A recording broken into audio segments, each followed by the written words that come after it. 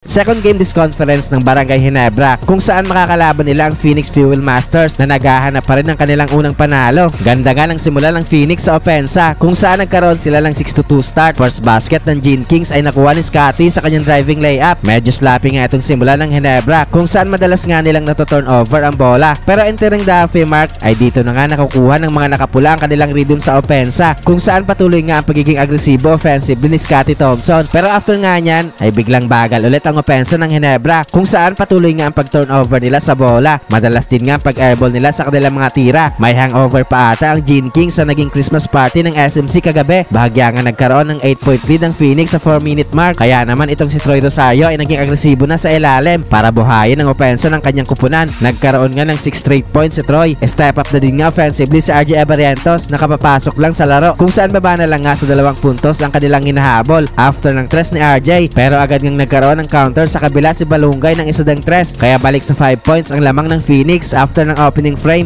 28-23. Second quarter ay biglang nagparamdam sa opensa ng Ginebra si Ralph Koo kung saan nagkaroon nga ito ng 8 early points kasama dyan ang kanyang 2 3-pointers. Nakijoin na din nga sa 3-point party itong si Justin Brownlee at RJ Abarientos para idikit ang kanilang score sa Phoenix. Gandang connection naman dito ni Scotty at Abarientos na nagresulta ng basket sa ilalim ni Thompson. Sa late minutes ay nagkaroon ng back-to-back 3-pointers ang Ginebra courtesy of Stephen Holt at Brownlee para makuha ang kalamangan. Nagkaroon pa ng putback dunk si Japet patapos ang quarter pero nagkaroon nga ng sagot sa kabilang Fuel Masters para makuha ulit ang kalamangan, 48-47 halftime. Third quarter ay maganda nga ang simula offensively ng Phoenix kung saan bahagya silang nagkaroon ng 8-point lead sa early minutes pero nagkaroon naman nga kaagad ng counter itong Ginebra kung saan naging agresibo na sa opensa si Brownlee. Tuluyan na ngang nakuha ng Ginebra ang kalamangan kung saan biglang init sa opensa si Scotty Thompson na nagkaroon ng 8 straight points sa halfway mark kasama dyan ang kanyang 2 sunod na 3-pointers. Naging in control na nga ang Gene King sa laro sa late minutes kung saan step up na din nga sa kanilang opensa si Japet Aguilar na nagkaroon pa ng another 200 dunk. Lamang na ng 6 points ang Ginebra after ng third frame, 71-65. Fourth quarter ay eto na ulit si Troy Rosario na naging agresibo agad sa opensa. Umabot na nga sa double digit ang lamang ng Ginebra sa early minutes kung saan patuloy nga ang paglaki ng kanilang kalamangan. Patuloy din nga ang pagkana sa opensa ni RJ Abarientos at Troy Rosario kung saan sa late minutes ay na-maintain nga ng Ginebra ang kanilang malaking kalamangan. Hindi na din nga nagkaroon pa ng big time run ng Phoenix para makabalik sila sa laro kaya sa uli nga ipanalo ang Barangay Ginebra.